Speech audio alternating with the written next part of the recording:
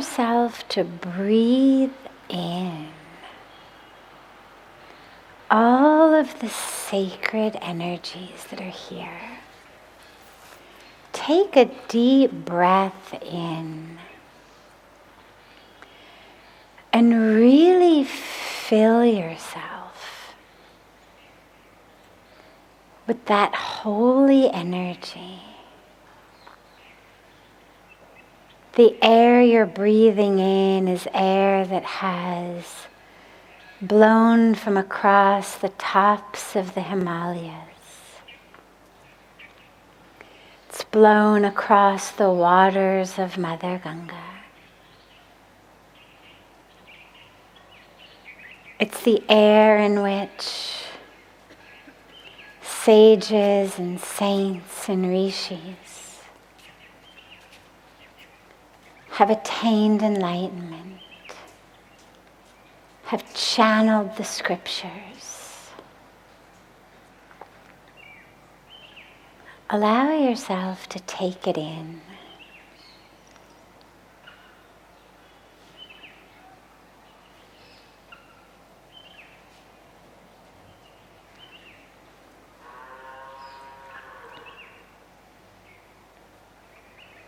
Breathe it into every nook and cranny of the self.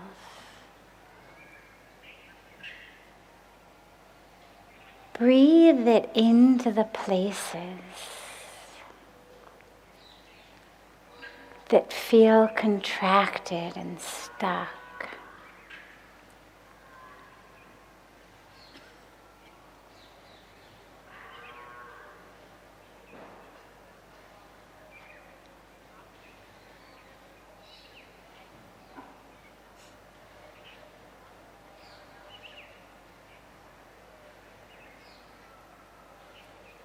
Allow that light, that sacredness, to permeate your being.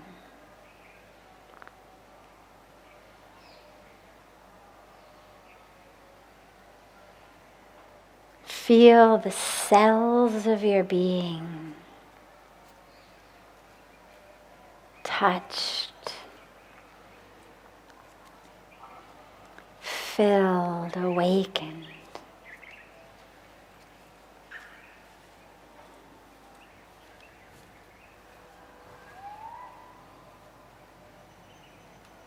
Feel the grip on your heart loosen as that sacred energy flows through it.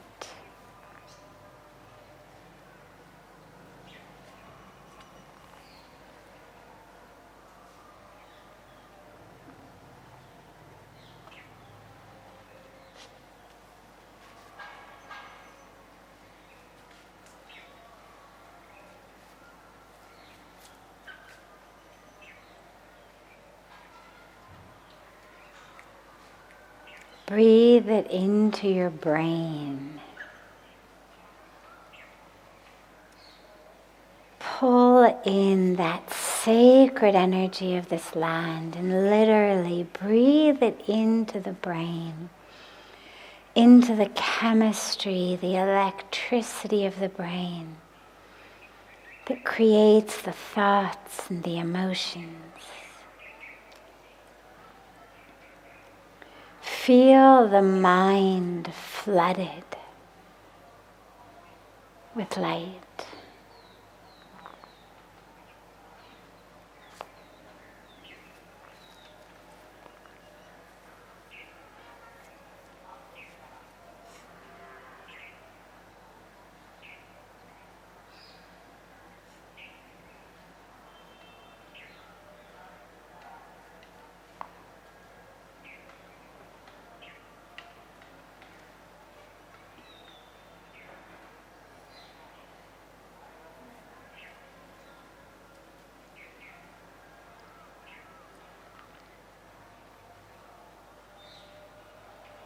Bring the hands together at chest level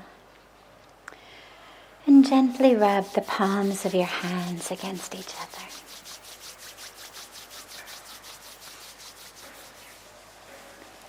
press the palms of your hands into your eyes.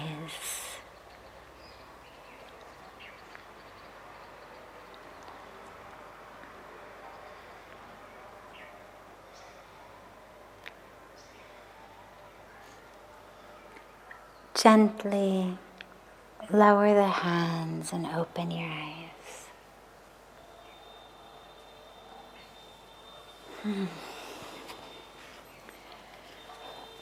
So you're super blessed to be in this land, in this place. You know, we speak all the time about newness, especially around the new year. Letting go of the old, freeing ourselves of the old. And that's true regardless of where in the world you're sitting. But to be on the banks of Ganga is a very, very special and very auspicious opportunity. Because Ganga is that energy of newness. Ganga is the energy of freedom. When people come from across the world to have a dip in her waters, it's to free themselves. People say, oh, a dip in Ganga brings enlightenment. A dip in Ganga frees you of all of the past karma, past actions. They bring ashes of departed ones to immerse in Ganga. So she's literally the power of freedom, liberation. Whatever it is you've done, whatever it is you've thought, whatever it is that's happened to you, all of that construct, Ganga is the energy of release. And on this day when we talk about New Year, let go, become new you, it's always so important to actually ask ourselves, well, so what's difficult about it, right? Why is it that we hold on? So raise your hand here if there is anything within you that you would like, in theory, to be free of. Maybe it's an emotion like anger or envy or pain. Maybe it's an aspect of your identity. Maybe it's an expectation of somebody else, whatever it may be. But raise your hand if there's something in here that you'd like to be free of, something in your life. So this is unanimous. And what's so interesting is I come from a background of psychology, an academic background of psychology. And for me, that place where psychology and spirituality meet is very exciting. That place where science and spirituality overlap is very exciting. So spirituality teaches us, just let go. Let go. It isn't the truth of who you are. Who you are, as we've been saying in the last few days, who you are is the soul. Who you are is spirit. Who you are is divinity. You're not your emotion. You're not your thoughts. You're not your history. So why do we hold on to it then? If we'd like to be free of it, who is it in us? What is it in us that holds on? And at this time of the new year, it's really important to look at that, because unless we know why we're holding on, we won't let go. There's a story that they tell, and I don't know if it's true or not, but either way, it's a wonderful story, of a city in India that was being overrun by monkeys. And if you've spent a bit of time here with us in this garden. I'm sure you've seen lots of monkeys. It's actually relatively quiet at the moment. Maybe they're afraid of the cold. But as it gets warmer, tons of monkeys everywhere. So this city was being overrun by monkeys, and they wanted to be free of them. But of course, in India, we have a very deep sense of nonviolence and a very deep sense of respect and even reverence for the natural world. So they weren't going to just kill the monkeys.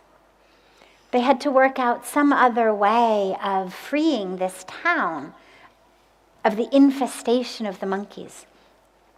And they devised a plan, and the plan was they took coconuts and they hollowed out the coconuts. And inside that coconut, that hollowed out coconut, they put something the monkey loves. A sweet, a piece of fruit, knowing that the monkey would stick its hand in to grab it. But here's where it was really clever. They made the hole in the coconut just big enough for the open hand of the monkey to go in, but too small for the closed fist to come back out. And so the monkeys would stick their hand into this hollowed out coconut to grab the fruit, grab the sweet. They'd close their fist over it, and then they would find themselves stuck with one of their 4 legs or arms stuck in a coconut. Now, even if 3 of your legs are free and only 1 is stuck, you still can't run. Can't climb a tree. Can't swing from branches. You're basically fully handicapped with 1 leg stuck in a big round coconut. Now, what's interesting is monkeys are actually genetically our closest relatives. Like if you study the genetics of evolution, we know that the kingdom of the apes is our closest genetic relative. So we'd like to think that the monkeys would be smart enough to just let go, right? I mean, it's so simple. The hole is big enough for my open hand. It's not big enough for my closed hand. So very simple solution. I'm stuck. I'll just let go of whatever's in the coconut and free my hand. And we'd like to think as our closest relatives that, yeah, of course, they would have the common sense to do that. But they didn't. And it actually worked as this brilliant monkey catching technique, because once the monkeys had 1 paw, 1 hand stuck in a coconut, it was very, very easy then for the monkey catchers to catch them and take them back into the jungles and get them out of the city. So what I love about that story is that they are our closest relatives. And the fact that none of the monkeys let go, even though it rendered them completely handicapped, is actually a really beautiful metaphor and parallel for what happens in our lives. We act like them. There's something in our life that is making us stuck. And the solution, of course, is very simple. Let it go. Oh, do you hold a grudge against someone? Something happened in your childhood? Did someone betray you, abuse you, harm you, cheat you? Let it go. Are your expectations not being fulfilled by a specific person? By the universe? By God? Let it go. Oh, are you jealous? Are you envious that someone has something and you don't? Let it go. I mean, you'd think that we would realize that those things are actually what steal our peace. Those things are what steal our happiness. They're what steal our freedom. Those are what keep us stuck. But we don't let go. I asked everyone, is there anything you'd like to let go of? Everybody raised their hand. And of course, so then we ask ourselves, well, chances are it's not something that happened in the last 24 hours, right? For anybody, was it something from the last 24 hours? Of course not, right? It's 10 years old, 30 years old, 50 years old. Why is it that we keep holding on, allowing ourselves to be handicapped in our lives like the monkeys? And the reason, interestingly, is exactly what makes these monkeys keep holding on. Because they don't have faith that they're ever going to get something again. And so you can't convince the monkey to let go of that piece of fruit or that sweet, because he thinks, well, this is what I need, I have it. If I let it go, who knows what's going to come next? And in our lives, we hold on to those things because if I let them go, who am I? If I let go of my anger, if I let go of my grudges, if I let go of my dis-ease, whether we actually have a diagnosable disease or we don't, either way, we're living in a state of dis-ease. But it's caused because we've got this death grip on the very thing that is stealing our peace, the very thing that is handicapping us. And this is where it's so important to simply ask yourselves, why do I not believe that I deserve to be free? Why do I not believe that I deserve to be free?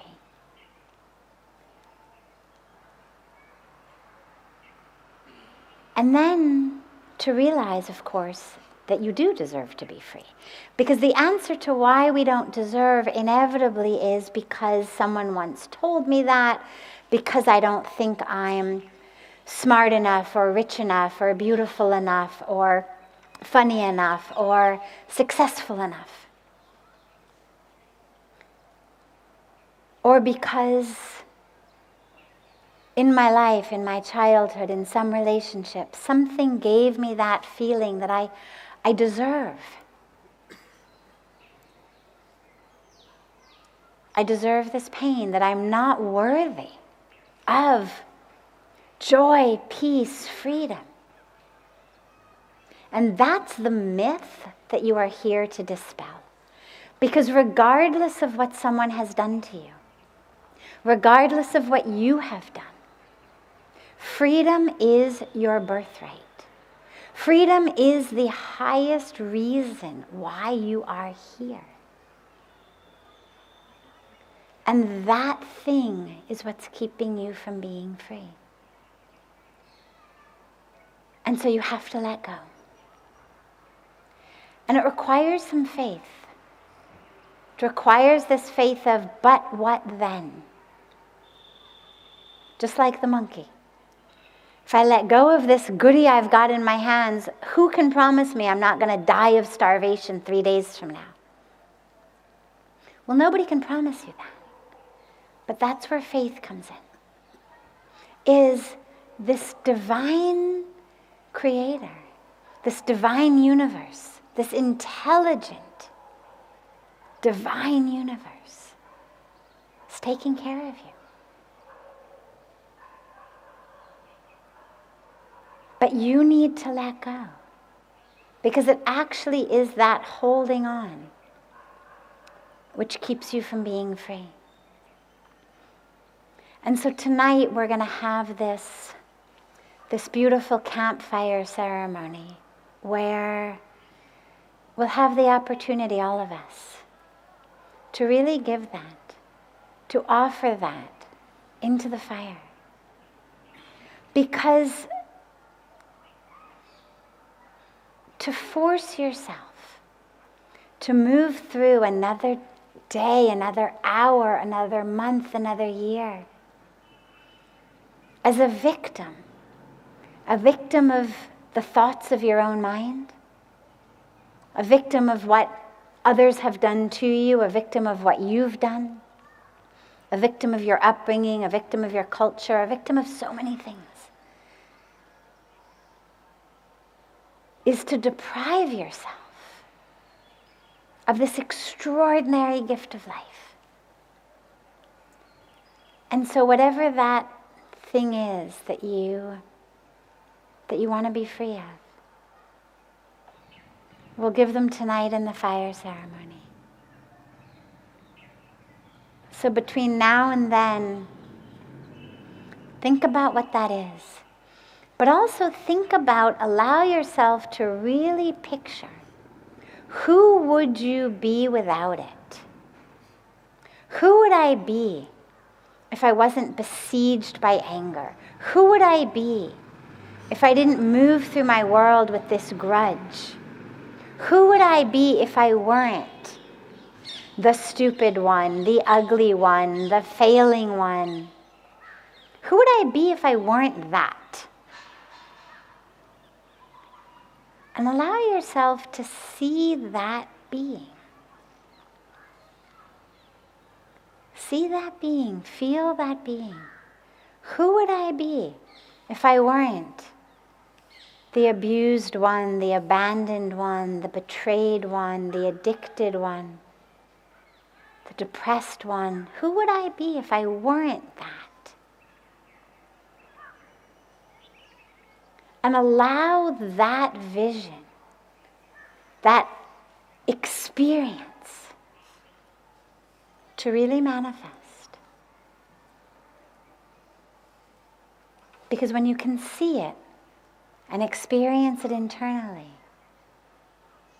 you realize, oh, that's actually really beautiful. Oh yeah, okay, I can live that. And then it's not a dive into the unknown. It's not a dive into the void anymore. It's a dive into the light. And so we'll do that tonight. But you've got many beautiful hours between now and then also to really think about it. To prepare yourself. To let go. The universe has brought you to the banks of Mother Ganga. I was saying last night in the Aarti that we always say, you can go anywhere else in the world you want just by buying a ticket. You want to go to France, you go on the internet, you give them a credit card, you get a ticket to Paris, you get a visa, you go. End of story. But to come to the banks of Ganga, it actually doesn't happen just like that. Yes, of course, you still have to buy the ticket.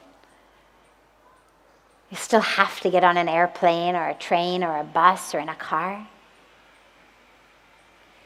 But you need something else. You need that grace of Mother Ganga to call you here. So if you're here, you've been called here. And you've been called here for a reason, which is your own awakening. So allow yourselves to let it happen. You deserve it. You've wasted enough time. When we say Vision 2020, right? This year is 2020, perfect vision. So let us walk into it with that perfect vision of really who we are.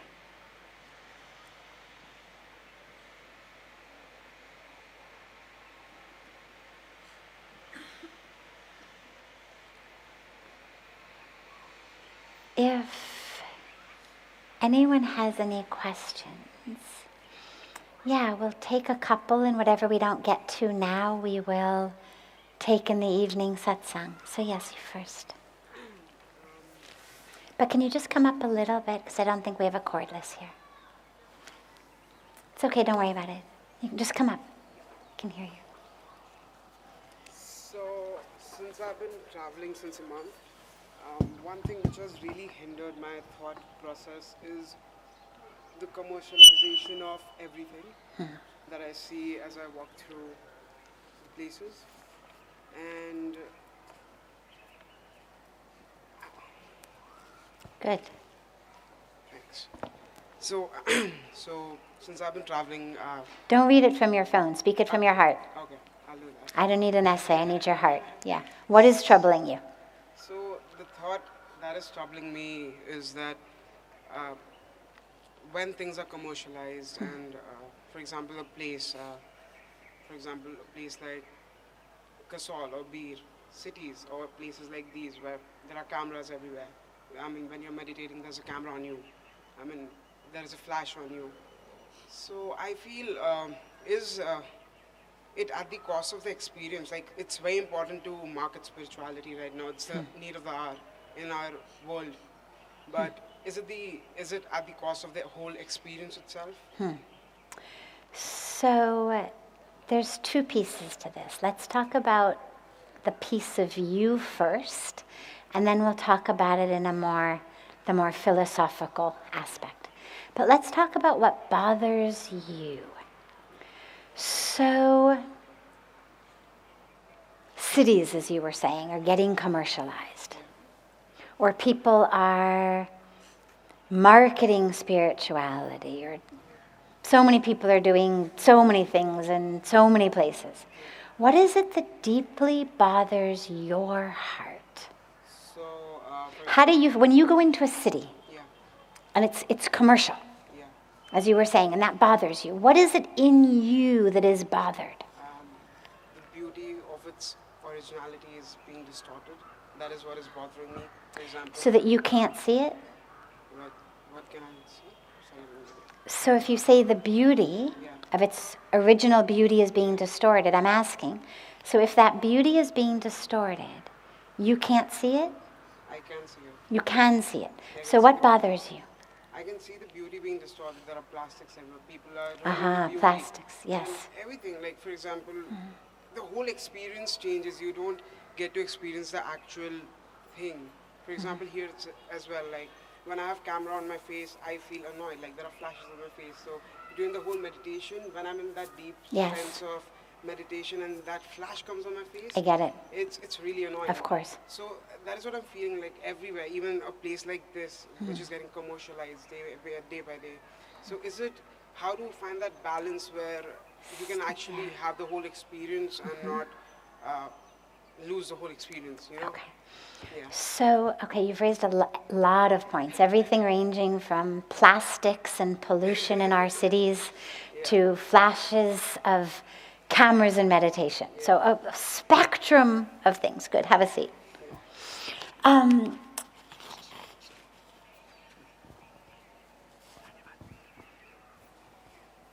There's a lot that's happening in our cities, in our towns, in our villages. We'll begin with the easy part, the plastics, the pollution. You go someplace and the beauty, as you said, you feel like its beauty is being destroyed. Well, what's required is for us to make a change. And that change is something that has to begin with every one of us. So for that, it's actually good that you feel bothered. A little bit. You don't want that botheration to ruin your experience. So it's good that seeing a piece of plastic or even a pile of plastic bothers you a little, because that's a catalyst for me to make change. So that's good. You don't want to develop the ability to see plastic and not even notice it. But on the other hand, you also don't want to develop a way of moving through the world where everything, wherever I go, something is bothering me. It's plastic here, it's a flash there, it's this over here. Because then what ends up happening is you're only hurting yourself. Then you end up either trying to change everywhere or wishing that everywhere would be different and developing these sorts of kind of grudges. And that actually keeps you from living in peace, but you misidentify it in your mind as the reason I'm not able to be in peace here is because there's a piece of plastic or a pile of plastic or the whole city is full of plastic, whatever it may be. But you should be able, even in the state of that, to touch a place of peace and joy in you. However, that sense of being bothered by it is wonderful, because it's that inspires us to act. The worst dilemma that we have is people's ability to walk by piles of trash and not be bothered. Similarly, people's ability to walk by homeless people and not be bothered.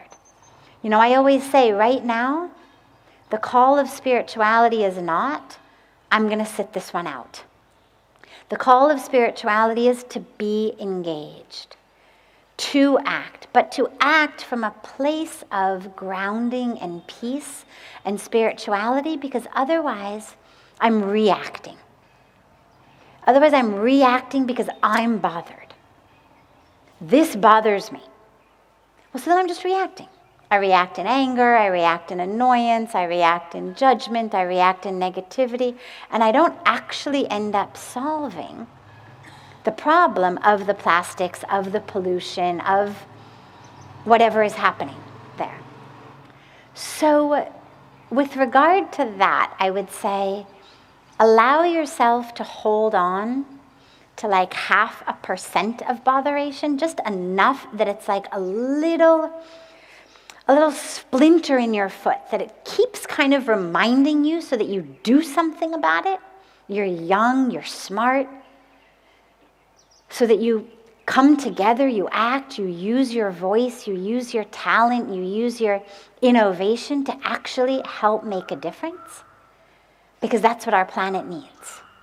But that you don't end up moving through your life where that splinter is your only reality, because that prevents you from actually living in the health and the beauty of who you are. It also prevents you from enjoying the places that aren't covered with plastic. The sunrises, the sunsets, the trees, the mountain. I mean, there's so much, and plastic, of course, here is just a metaphor. But having our vision on that piece that bothers me prevents me from the rest. So you don't want to get stuck there.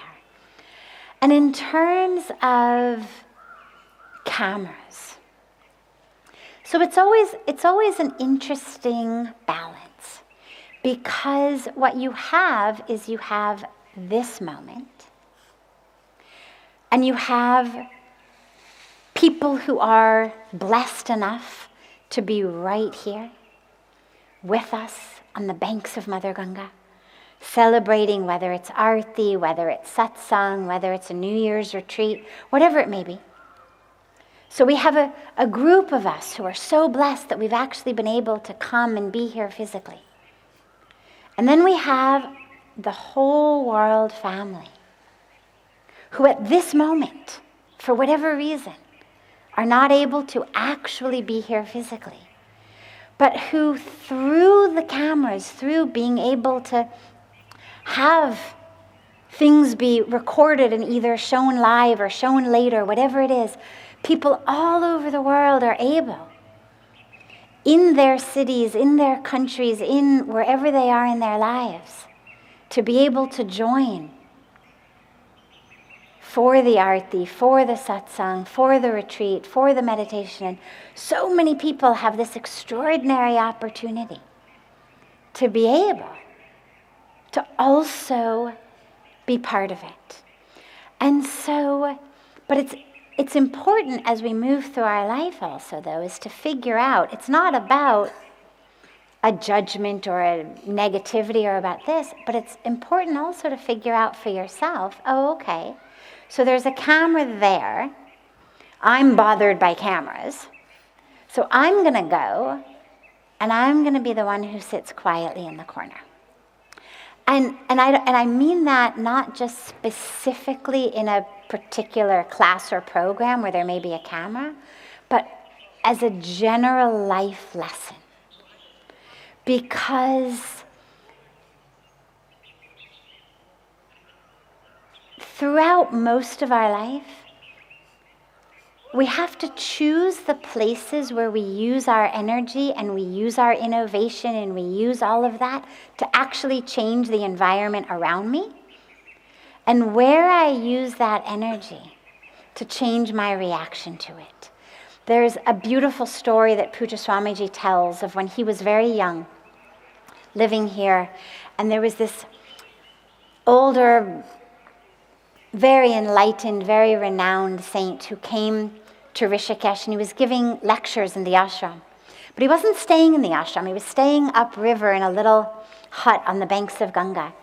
And Swamiji at that time, as a young student, like our beautiful Rishi Kumars here, was given but he was like the smartest one, they knew it. And so they gave him the opportunity and the responsibility to be the one every day who went and collected this saint from his hut upriver to bring him to give his lecture at the ashram and then to walk him back to his hut after. And as they were walking through the marketplace, Swamiji was trying to clear the way for this saint. Because, at that time there weren't shops, but there were cows and there were people and there were carts and, whatnot. And Swamiji said he would go through the market and he would push everybody aside. Side, please, please, room, to make room for this saint to walk by. And when they finally reached here, this saint looks at him and he says, I'll give it in Hindi first because he said it in Hindi and then I'll translate it. He said, किस किस को हटाते रहोगे और कब तक हटाते रहोगे अपने रास्ता बना के चले जाओ. And what it means is, who are you going to keep moving out of the way? How many people, how many things are you going to move out of the way? And for how long are you going to keep trying to push things and people out of the way? Make your own path. And so in your life, as I said, you're young. And it's a beautiful opportunity is to figure out which are the things where really I have the ability, the innovation, the energy to bring about a great change. And you should. And then, where are the situations where really the greatest change that needs to take place is in how I'm responding to it. And whether it's how I respond in my thoughts or how I respond in my actions. So, there's this person and they really bother me. So, okay, I can go and try to change that person. Or I can go and be somewhere far away. Or I can stay with that person and work deeply internally on changing my reaction to that person. And the intelligence in life is knowing which situation calls for which response.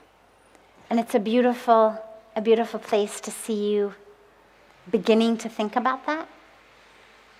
And as you grow, you'll figure it out. You'll learn. But there's going to be a lot of situations.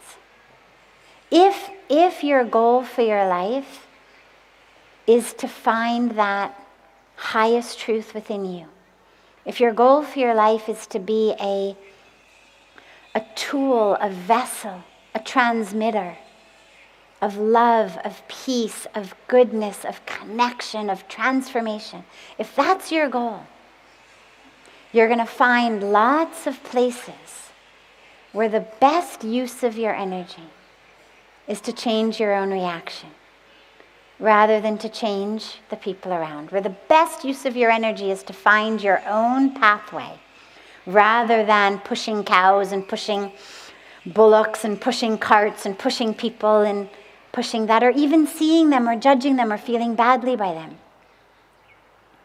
And just find your path. And that's the teaching of life. Yes. Is there a cordless mic somewhere?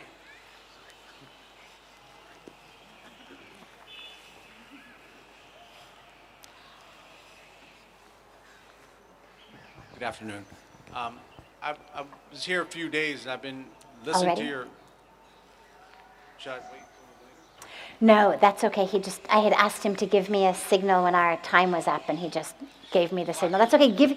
You can give your question and we can take it this evening, or do you want to just ask? You'll ask it there. Fantastic. Wonderful. What is your name? Madhav. So we will begin this evening with your question. Wonderful. So I will see you all in the beautiful Ganga Aarti, and then our satsang. And then immediately after dinner, we will have the special fire ceremony, that what we call the swaha ceremony of letting go. Wonderful.